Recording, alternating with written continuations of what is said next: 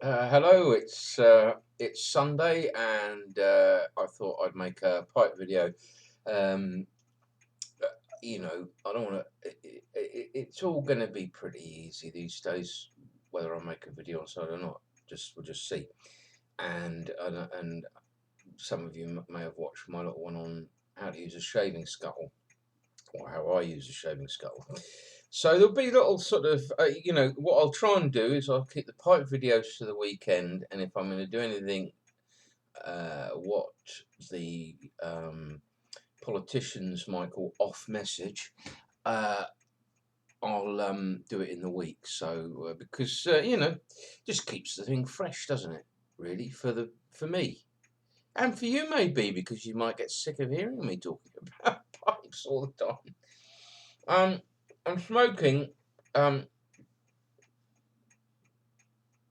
some delicious Ogden mixes. I call this something different. But we'll stick with Ogden's mixture because I think that's the kind of um, universally used title for it, name for it. It's a blend of Gold Block and St Bruno, and I have to say it's very nice. Apparently it stinks. I Reg Reg hasn't sort of said, "Oh, Reg, oh, well, suit yourself." Um, Reg hasn't sort of got up and left the room over this, so obviously it's not so bad. I like it. It's a lovely taste, beautiful. It's really nice.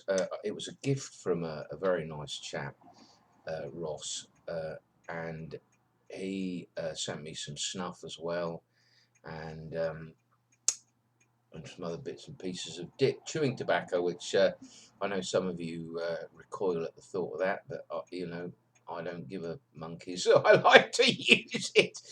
Yeah, yeah, it's that walking up and down with Red spitting away, and Anyway, so yeah, so it's lovely. The pipes are Bari. I bought it a little while ago.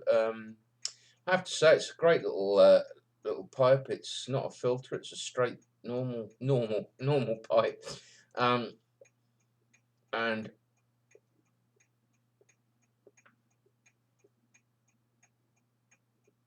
it smokes really well. Uh, I promised you in my last Sunday. Was it Sunday? Yeah, it was Sunday. I promised you a bit of a shock. Um, uh, and said that I'd take many of you by surprise by this. Uh, so if you are prone to heart troubles or seizures or some such thing, I'd suggest sitting down maybe and take this video in small doses so that you don't, Uh, a little while ago, in fact, I'd guess a month and a half ago, I'd been watching a video by a friend and on Falcon pipes, and I've said some pretty mean things about them, mostly on aesthetic grounds and materials grounds, because I think they, aesthetically speaking, and the kind of the vibe of pipes, the briar and so on. But I guess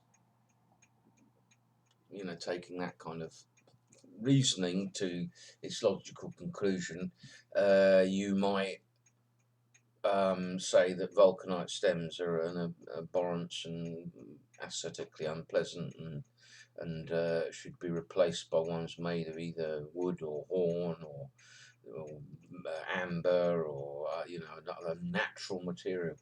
So anyway, I went on to GQ Tobaccos and I was looking at them, and I took the plunge, and I've just unscrewed it now. Uh, I took the plunge and bought a Falcon pipe. I bought one of the Hunter range, like so. And you know, as a smoking pipe, and then a week or two later, or maybe a week or two later, I bought a couple of extra bowls.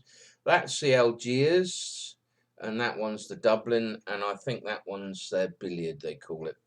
Um, from the Hunter, I kind of like the colour. I have to say they smoke really well. You get a little doofra you stick in there like that. The funny thing, oh, just a little bit here. Falcons originate in the United States. They're now made in the United Kingdom, and they date from 1936, I think.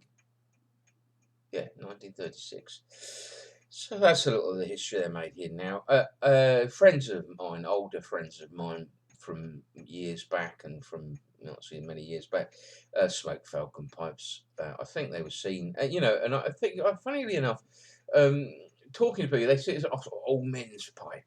But I would imagine in their day, a Falcon was the kind of cutting edge of smoking technology, and for the modern go-getting sort of